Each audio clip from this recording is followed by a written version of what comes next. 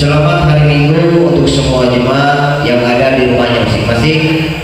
Hari ini tanggal 29 Agustus 2021, ibadah Minggu kembali kita laksanakan seperti biasa dalam bentuk virtual dan akan dilayani oleh Ibu Pendeta Lisa Anugrani STH, Liturgus Penetua Ramisda bersama Majelis Jemaat GKI Kelamus. Untuk berita jemaat, kami beritakan keuangan yang masuk pada minggu ini berjumlah Rp908.000. Terima kasih atas partisipasi kita sekalian. Untuk persembahan syukur ibadah akan dilaksanakan dengan mengedarkan kantong kolek ke rumah-rumah yang akan dilaksanakan setiap minggu sore. Kami selaku Majelis Jemaat Kelamus mohon dukungan dari jemaat sekalian. Demikian berita jemaat ini dan kita akan mempersiapkan ibadah. Sekian dan terima kasih. Selamat pagi, selamat hari Minggu, salam sejahtera untuk kita sekalian. Shalom. Bapak, Ibu, saudara-saudari, warga jemaat GKI Kelamus dimanapun berada, pada saat ini baiklah kita mempersiapkan hati dan pikiran kita untuk memasuki ibadah pada pagi hari ini. Sebelum kita menerima potong dan salam, kita puji Tuhan dari Kidung Jemaat nomor 17. Kidung Jemaat nomor 17 bait yang pertama, Tuhan Allah hadir.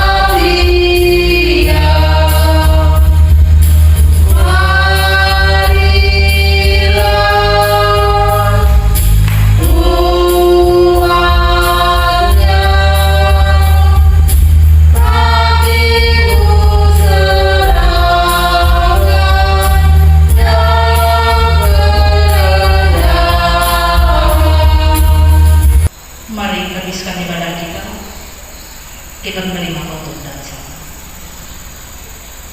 Pertolongan kita adalah dalam nama Tuhan yang menjadikan langit dan bumi, yang tetap setia untuk selama-lamanya dan tidak meninggalkan perbuatan tangannya. Kasih karunia adalah sejahtera dari Allah Bapa kita dan dari Tuhan Yesus Kristus menyertai kamu. Amin. Kembali lagi kita puji Tuhan dari Kidung Jemaat nomor 33. Kidung Jemaat nomor 33 bait yang pertama, suaramu kudengar.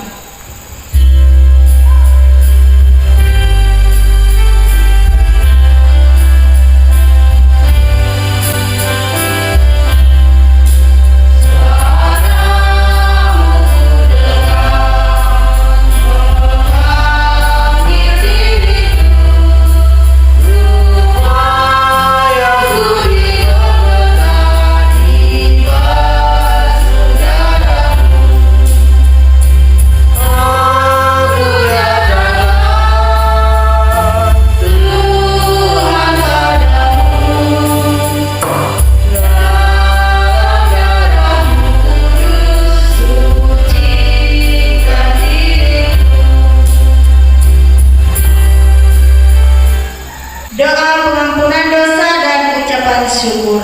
Marilah kita bersatu di dalam doa.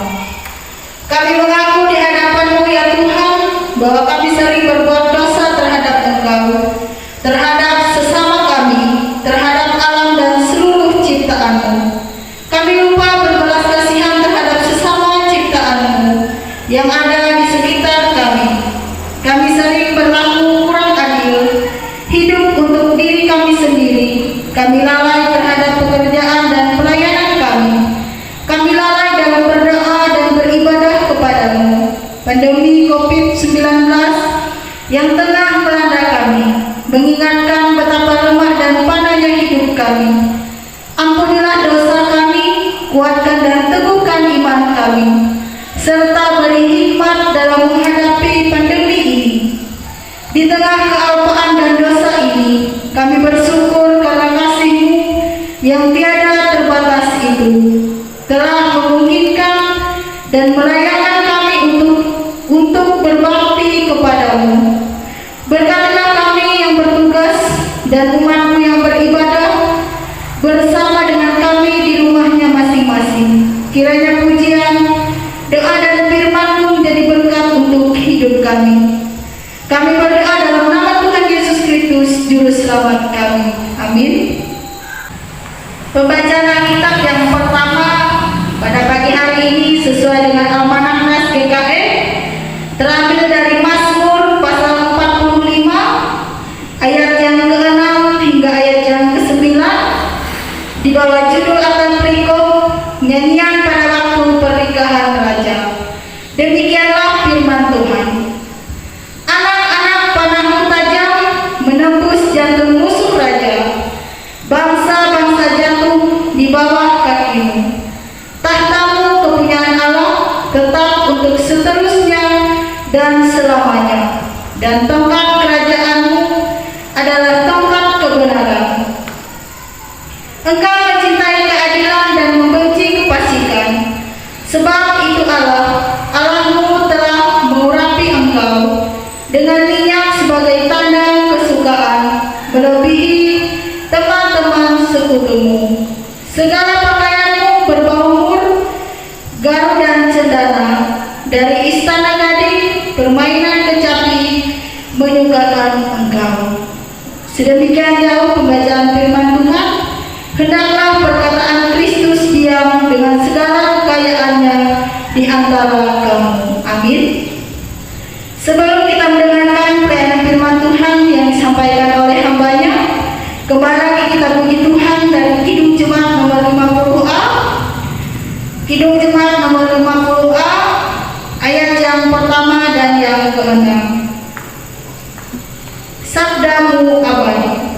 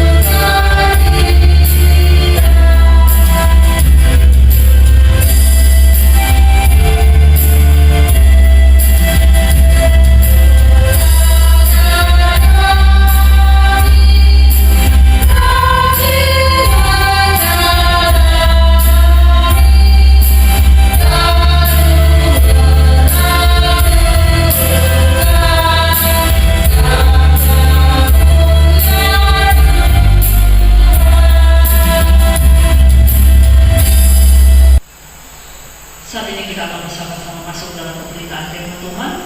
Namun sebelumnya mari kembali lagi kita bersatu dalam doa. Kita berdoa.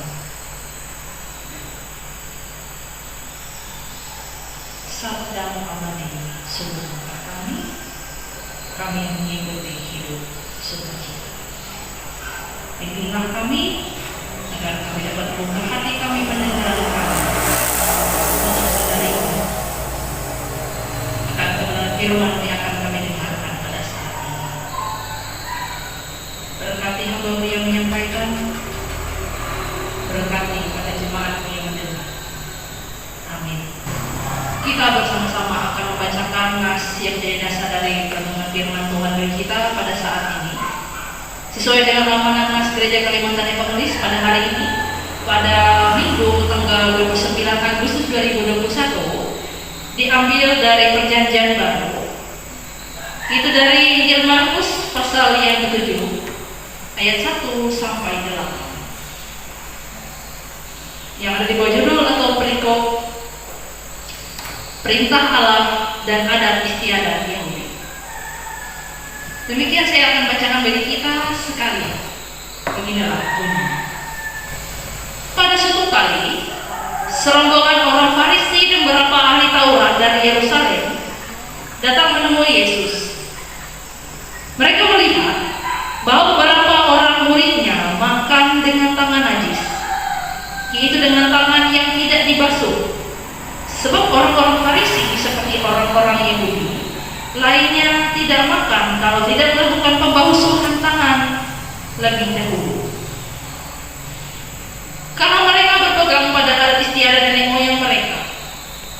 Dan kalau pulang dari pasar, mereka juga tidak makan kalau tidak lebih dahulu membersihkan dirinya. Banyak warisan lain lagi yang mereka pegang, umpamanya hal mencuci cawan, kendi, dan perkakas-perkakas tembaga. Karena itu orang-orang Farisi dan ahli-ahli Taurat itu bertanya kepadanya, mengapa murid-muridmu tidak hidup sesuai adat istiadat nenek moyang kita, tetapi makan dengan tangan najis? Jawabnya kepada mereka, benarlah nubuat Yesaya tentang kamu, hai orang-orang munafik. Seperti ada tertulis, bangsa ini muliakan aku dengan bibirnya, padahal hatinya jauh daripadaku. Percuma mereka beribadah kepadaku, sedangkan ajaran yang mereka ajarkan ialah perintah manusia. Perintah Allah kamu abaikan untuk berpegang pada adat istiadat manusia. Sedemikian pembacaan Alkitab kita. Ya, berbahagia ada orang mendengarkan firman Allah dan merenungkan. Amin. Pada bulan Agustus ini, di dalam Almanak Nas GKE masih menggunakan subtema Kristus sebagai sumber segala sesuatu yang diharapkan. Adapun yang menjadi judul dari renungan firman Tuhan atau khotbah yang dibawakan pada saat ini, saya beri judul Asal Dosa. Jemaat sekalian, nas ini dibuka dengan adanya kecaman dari serombongan orang Farisi dan beberapa ahli Taurat kepada murid-murid Yesus. Ketika pada saat itu mereka atau orang Farisi dan ahli Taurat ini datang ingin menemui Yesus, ternyata mereka menemukan beberapa dari murid-murid Yesus. Dikatakan pada ayat yang kedua di sini, itu ada beberapa orang muridnya makan dengan tangan najis, itu dengan tangan yang tidak dibasuh. Dimana kemudian ketika mereka melihat itu, mereka menganggap itu bahwa ada sesuatu yang najis, sesuatu yang tidak benar. Karena apa yang dilakukan oleh murid-murid, beberapa murid Yesus pada saat itu tidak seperti orang-orang Yahudi lainnya yang tidak makan kalau tidak melakukan pembasuhan tangan terlebih dahulu. Dan belum lagi kemudian dijelaskan lebih lanjut pada ayat yang keempat juga ada berbagai macam tradisi mencuci, dikatakan sini mencuci cawan, kendi, dan perkakas tembaga lain.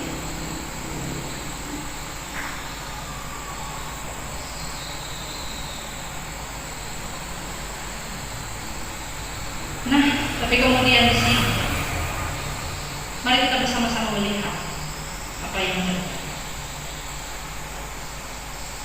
Memang satu fakta yang tidak bisa disangkal bahwa memang beberapa dari murid Yesus memang melanggar dari adat istiadat yang ditetapkan oleh nenek moyang, terutama di kalangan orang-orang Yahudi.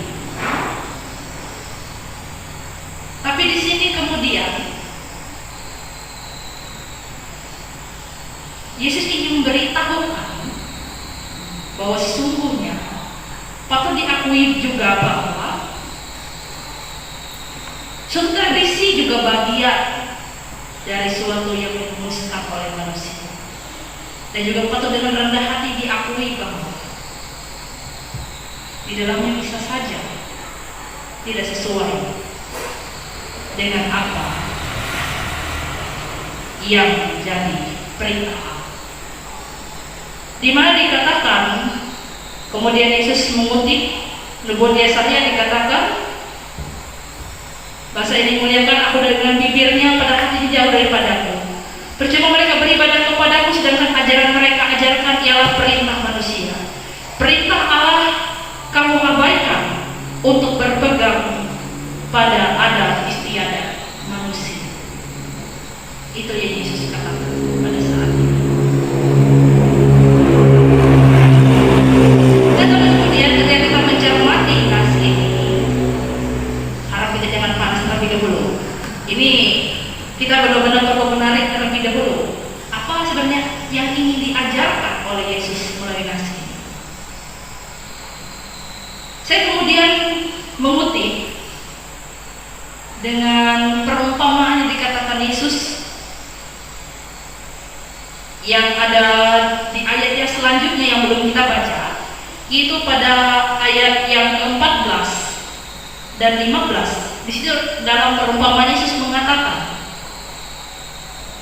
kamu semua dengarkan kepadaku dan camkanlah. Apapun yang keluar dan masuk ke dalam seseorang tidak dapat menajiskannya, tetapi apa yang keluar dari seorang itulah yang menajiskannya. Dan juga dikatakan pada ayat yang ke-18 sampai 19, tidak tahukah kamu bahwa segala sesuatu dari luar yang masuk ke dalam seorang tidak dapat menajiskannya, tetapi bukan masuk ke dalam hati, tetapi dalam perutnya, lalu dibuang ke jamban. Dengan demikian ia menyatakan semua makanan halal. Di sini kita tidak mempermasalahkan tentang anak atau tentang masalah tradisi, tapi kita di sini melihat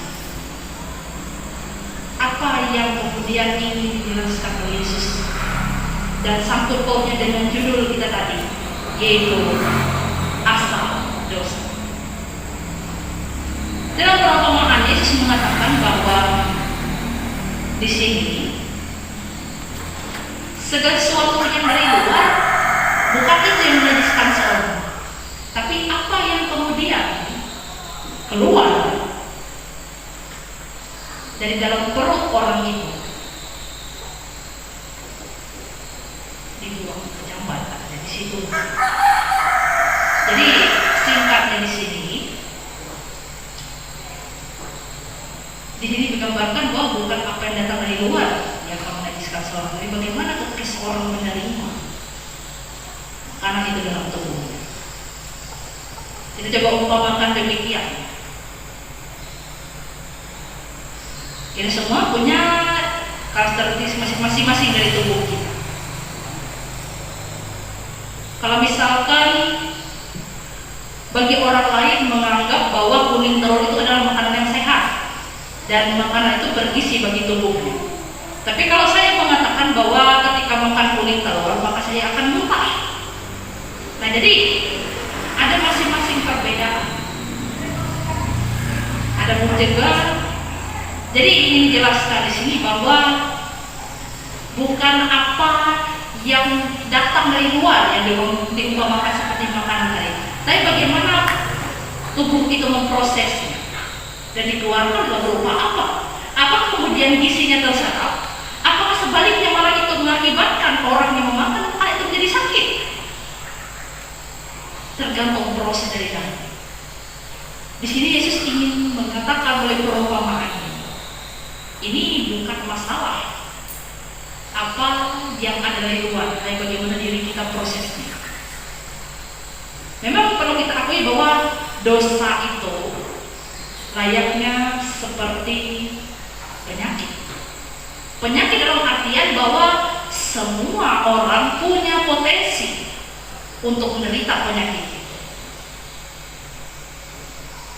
Demikian kita manusia punya potensi untuk berdosa.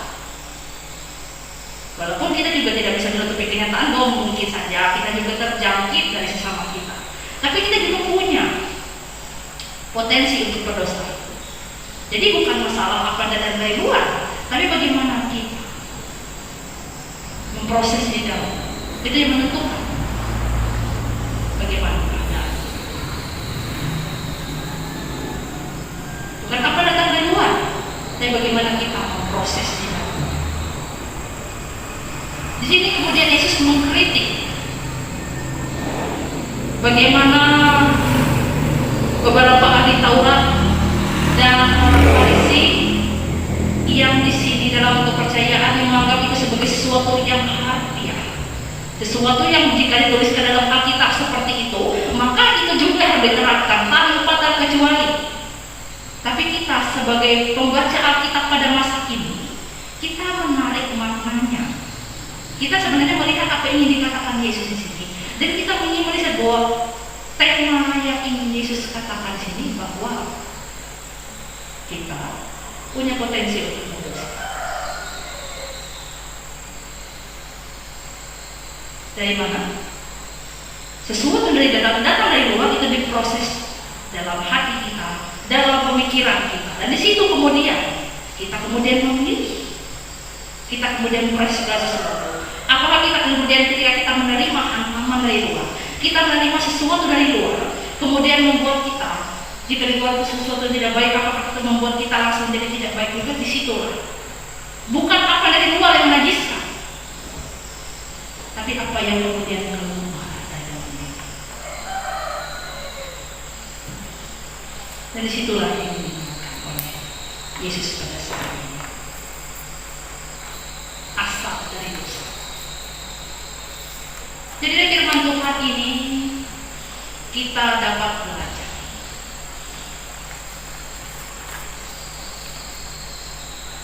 bahwa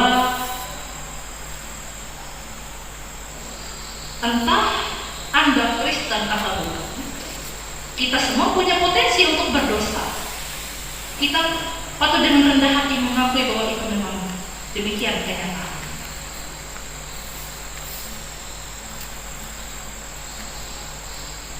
Tapi kemudian dari sini kita bersama-sama belajar bahwa dosa bukan berarti kita hanya berbicara tentang masalah ketika kita menyinggung orang lain di sekeliling kita, tidak. Tapi dosa tidak juga berbicara tentang bagaimana kita merencanakan, memikirkan segala sesuatu dalam pikiran kita, dalam hati kita. Karena dari situlah bisa timbul namanya dosa. Dari pemikiran kita bisa berpikir cara menjauhkan orang lain.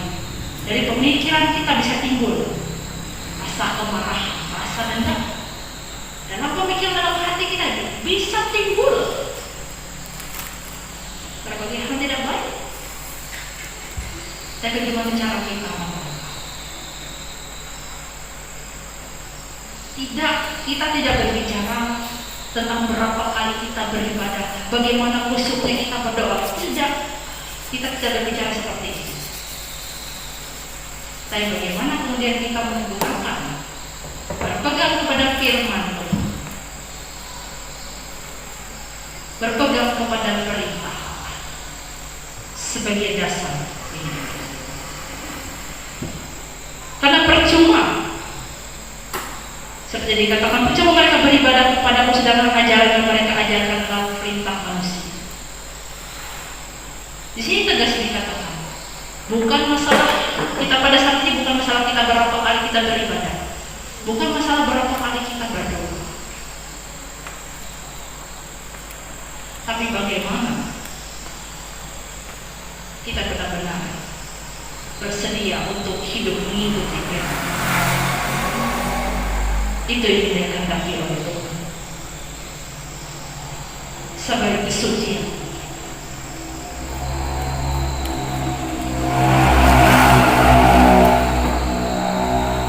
Demikian firman Tuhan yang bisa kita pelajari pada saat ini. Ingatlah bahwa kita manusia punya potensi untuk berdosa. Tapi sekali lagi, bagaimana kemudian kita menyikapi? Belajar berfirman Tuhan pada saat ini. Amin. Kita bersama-sama akan bersatu di dalam doa. Kita menaikkan sapaan. Kita berdoa.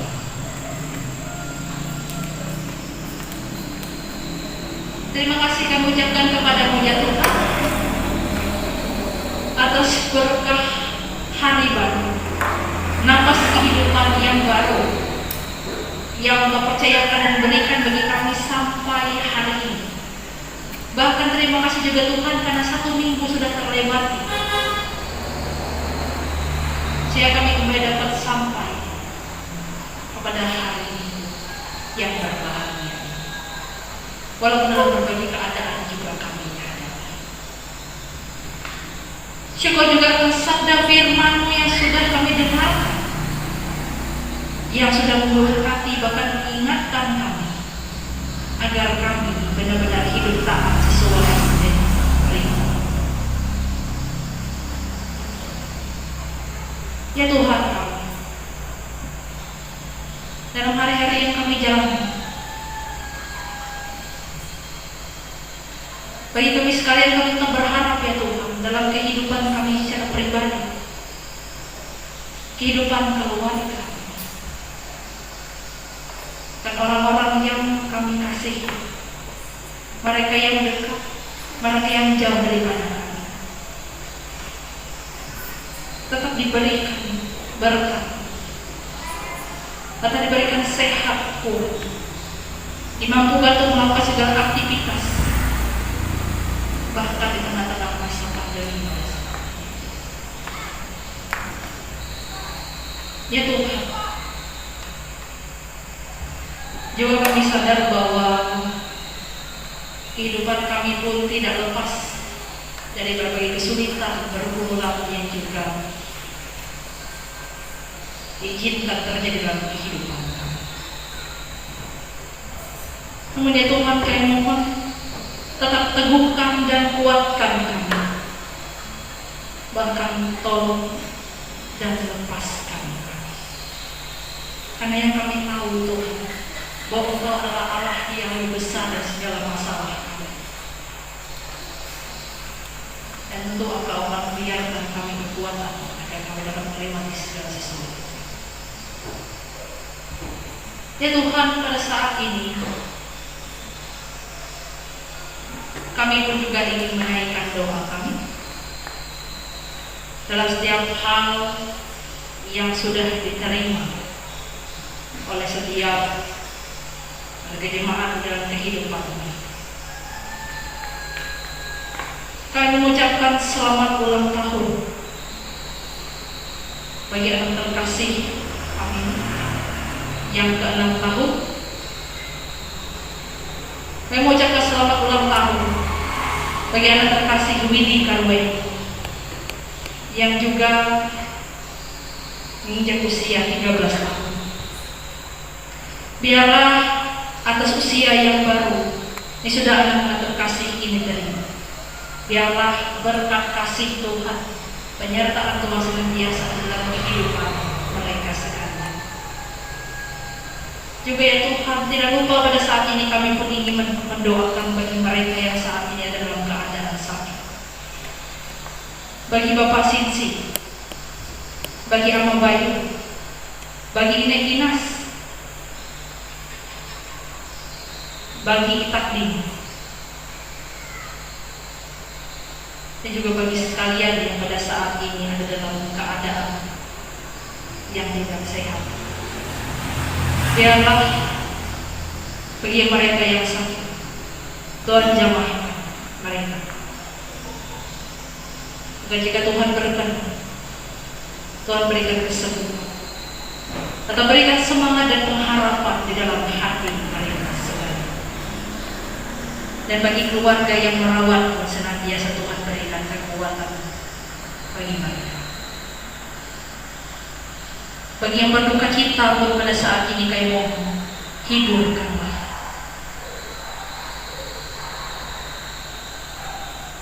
Kembali lagi pada saat ini kami pun juga ingin berdoa bagi gereja dan juga jemaat. Di tengah-tengah masa seperti ini, biarlah kami pun tetap bersama-sama saya bersatu hati memberitakan kabar baik di tengah-tengah berbagai keadaan. bagi gereja Kalimantan Emaus di seluruh dunia. Bahkan juga pada saat ini terkhusus bagi jemaat GKI Kalamus, juga dengan orang-orang yang melayani dalam, bagi penatua dan yang pengurus kategori yang panitia pembangunan poster gereja, akan bagi majelis pertimbangan, badan pengawas pemerintahan, bahkan semua warga jemaatku sekalian. Biarlah kami tetap bersama-sama dapat untuk bergunakan untuk perintahkan kasih yang baik ini. Dalam pelayanan Tuhan juga tetap kuatkan kami dan ingatkan kami ya Tuhan, bahwa apa yang kami lakukan adalah semata-mata untuk menjadi pujian dan kemuliaan nama-Mu. Demikian juga kami pun tetap ingin berdoa bagi bangsa dan negara kami. Di tengah masa yang kami hadapi pada saat ini, biarlah kami mohon bagi para pemerintah kami, dari tingkat pusat sampai ke daerah, Tuhan mampukan mereka untuk dapat memimpin dengan bijaksana. Juga kiranya melalui mereka aman dan sejahtera dapat kami dapatkan kehidupan kami selaku orang. Juga tengah-tengah masa pandemi ini ya Tuhan, doa kami diiringi juga bagi para tenaga kesehatan maupun gugus tugas penanganan COVID-19 di berbagai. Juga biarlah ya Tuhan, semoga Tuhan bekerja melalui mereka. Tetap teguhkan, kuatkan hati mereka masing-masing dalam melaksanakan tugas mulia ini. Dan pengharapan kami juga, semoga pandemi ini cepat berlalu dari tengah-tengah kehidupan kami. Ya Tuhan, kehidupan kami selanjutnya, hari-hari akan kami lewati, kami serahkan dan pertaruhkan semuanya hanya ke dalam tangan. Dan pada saat ini kami akan mengakhiri doa kami ini dengan mengucapkan doa Bapa kami bersama. Bapa kami yang di surga, dikuduskanlah nama-Mu, datanglah kerajaan-Mu, jadilah kehendak-Mu di bumi seperti di surga. Berikanlah kami pada hari ini makanan kami yang secukupnya, dan ampuni kami akan kesalahan kami, seperti kami juga mengampuni orang yang bersalah kepada kami. Dan jangan bawa kami ke dalam pencobaan, tapi lepaskan kami daripada yang jahat. Karena Engkau yang punya kerajaan dan kuasa dan kemuliaan sampai selama-lamanya. Amin. Sekarang tiba saatnya kita memberikan persembahan syukur kita. Namun sebelumnya dengarkanlah akan nas pengantar tentang persembahan. Berilah dan kamu akan diberi suatu takaran yang baik, yang dipadatkan, yang digoncang, dan yang tumpah keluar akan dicurahkan ke dalam limpahanmu. Sebab ukuran yang kamu pakai untuk mengukur akan diukur kepadamu. Sebelum kita menyerahkan persembahan syukur kita, marilah kita bersatu di dalam doa. Ya Bapa, terima kasih atas berkat-Mu melalui pekerjaan, usaha dan pelayanan kami. Dengan sukacita kami memberikan persembahan sebagai ungkapan syukur dan terima kasih kami atas berkat-Mu. Bersamanya kami menyerahkan hidup dan pelayanan kami untuk menjadi persembahan yang berbau harum di hadapan-Mu. Kiranya persembahan ini dapat digunakan untuk memberitakan Injil-Mu dan menopang pelayanan gereja-Mu. Anugerahkanlah selalu kasih dan berkat kepada umat-Mu yang dengan sukacita memberikan hidupnya bagi-Mu. Amin. Sementara persembahan kita kumpulkan, kita puji Tuhan dari Kidung Jemaat nomor 302. Kidung Jemaat nomor 302, kuberi persembahan, ayat yang pertama hingga selesai persembahan kita kumpulkan.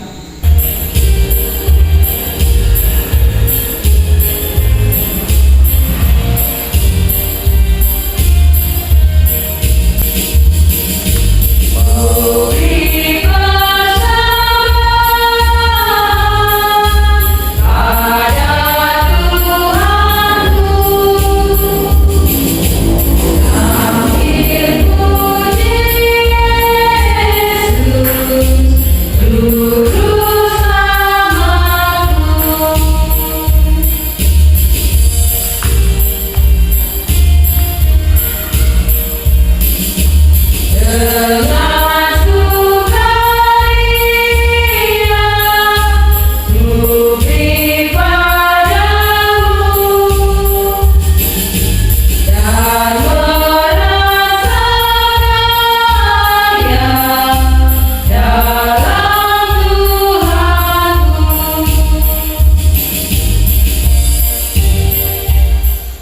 Mari kita bersama berdiri, bersama-sama dengan sekalian orang percaya di segala masa dan tempat.